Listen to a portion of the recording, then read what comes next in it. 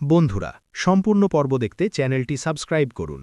আদালতের মাঝখানে রায়ান আর পারুলের এমন ঝগড়া দেখে উপস্থিত উকিল থেকে শুরু করে সাধারণ মানুষ সবাই যেন থমকে দাঁড়িয়ে যায়। বিচারক নিজের চশমাটা নাকের ডগায় নামিয়ে অবাক হয়ে তাকিয়ে থাকেন এই দম্পতির দিকে, যারা বিচ্ছেদের মামলা লড়তে এসে একে অপরের হাড়গোড় ভাঙার হুমকি দিচ্ছে। রায়ান যখন পারুলের চিমটি কাটার কথা তুলল, তখন পারুল আর নিজেকে সামলাতে পারল না।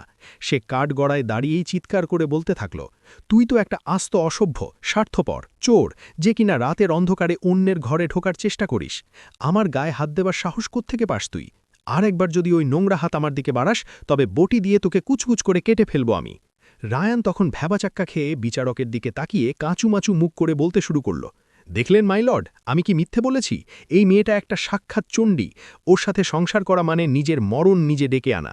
ও যেভাবে বটির ভয় দেখাচ্ছে, তাতে তো মনে হচ্ছে আমি কোনো অপরাধীর সাথে ঘর করছি।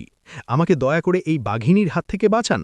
আদালত কক্ষে তখন ফিসফাস শুরু হয়ে যায়। কেউ পারুলের সাহসের প্রশংসা করছে, আবার কেউ রায়ানের অসহায়ত্ব দেখে হাসছে। বিচারক হাতুড়ি পিটিয়ে সবাইকে শান্ত হতে বললেন এবং পারুলকে উদ্দেশ্য করে বললেন, দেখুন, এটা আদালত, এখানে আইনের কথা হবে। বটি দিয়ে কাটা বা মারামারি করার কথা বললে আপনার বিরুদ্ধেই ব্যবস্থা নেওয়া হবে। পারুল তখন একটু থমকে গিয়ে চোখের জল মুছে ধরা গলায় বলল, মাই লর্ড, আমি জানি আমি ভুল ভাষায় কথা বলেছি, কিন্তু ওর অত্যাচার সহ্য করতে করতে আমি আজ দেওয়ালে পিঠ ঠেকে গেছি। ও দিনের পর দিন আমাকে মানসিক আর শারীরিকভাবে হেনস্থা করে চলেছে, অথচ এখানে এসে সাধু সাজার ভান করছে। বিচারক তখন রায়ানের উকিলকে জিজ্ঞেস করলেন, আপনাদের কাছে কি কোনো প্রমাণ আছে যে পারুল দেবী আগে থেকেই এরকম আক্রমণাত্মক? রায়ান তখন নিজেই উত্তর দিয়ে বসল, প্রমাণ আবার কি লাগবে মাই লর্ড, আমার সারা শরীরে ওর নখের আঁচড় আছে। ও যে কি পরিমাণ ডমিনেটিং, সেটা পাড়ার লোকেদের জিজ্ঞেস করলেই জানতে পারবেন। তখনই পারুলের উকিল উঠে দাঁড়িয়ে বললেন, মাই লর্ড, আমার মক্কেল আত্মরক্ষার জন্য যা করেছে তাকে অপরাধ বলা যায় না, বরং রায়ানবাবু যে জালিয়াতি করে পারুলের সম্পত্তি হাতানোর চেষ্টা করছেন, সেটার প্রমাণ আমাদের কাছে আছে। এই কথা শুনে রায়ানের মুখ ফ্যাকাশে হয়ে যায়। সে তোতলাতে তোতলাতে বলতে থাকে, সম্পত্তি আবার কবে নিলাম? ওসব তো সব মিথ্যে কথা। এদিকে আদালত থেকে বেরিয়ে পারুল যখন বারান্দায় এসে দাঁড়ায়, তখন রায়ান আড়াল থেকে এসে ফিসফিস করে বলে, খুব তো লাফাচ্ছিস, বটি দিয়ে কাটবি বললি তো, দেখবি তোর ওই মুখ আর ওই তেজ আমি কেমন করে মাটিতে মিশিয়ে দিই। পারুল তখন এক মুহূর্ত দেরি না করে রায়ানের কলার চেপে ধরে দেওয়ালের সাথে ঠেকিয়ে দেয় আর বলে, তুই কি ভাবছিস আমি আগের সেই ভীতু মেয়েটা আছি, যে তোর সব কথা মুখ বুজে সহ্য করব? একদম না।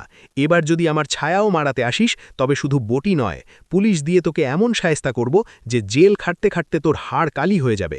রায়ান তখন ভয়ে পারুলের হাত ছাড়িয়ে দৌড়ে পালিয়ে যায় আর মনে মনে ভাবতে থাকে, এই পারুলকে বাগে আনা সহজ হবে না। ওকে দমানোর জন্য বড় কোনো চাল চালতে হবে। অন্যদিকে বিচারক চেম্বারে বসে তার সহকারীর সাথে কথা বলছিলেন আর হাসছিলেন যে আজকের শুনানিটা বেশ মশলাদার, অনেকটা সিরিয়ালের প্রোমোর মতো। তিনি সিদ্ধান্ত নিলেন যে এই কেসটা সহজে মিটবে না, তাই পরবর্তী শুনানির জন্য 1 সপ্তাহ সময় দিলেন আর রায়ানকে সতর্ক করলেন যেন সে পারুলের ওপর কোনো চাপ সৃষ্টি না করে। এই 1 সপ্তাহে রায়ান আর তার মা মিলে নতুন ফন্দি আঁটতে শুরু করল। তারা ভাবল পারুলের চরিত্রে কালি লেপন করতে পারলে হয়তো ডিভোর্স আর অ্যালিমনি থেকে মুক্তি পাওয়া যাবে। তারা পারুলের পুরনো কোনো বন্ধুর সাথে যোগাযোগ করে তাকে ফাঁসানোর পরিকল্পনা করল। কিন্তু পারুলও এখন অনেক বেশি সচেতন। সে জানে রায়ান কতটা নিচে নামতে পারে, তাই সে রায়ানের প্রতিটি পদক্ষেপের ওপর নজর রাখার জন্য একজনকে নিয়োগ করল।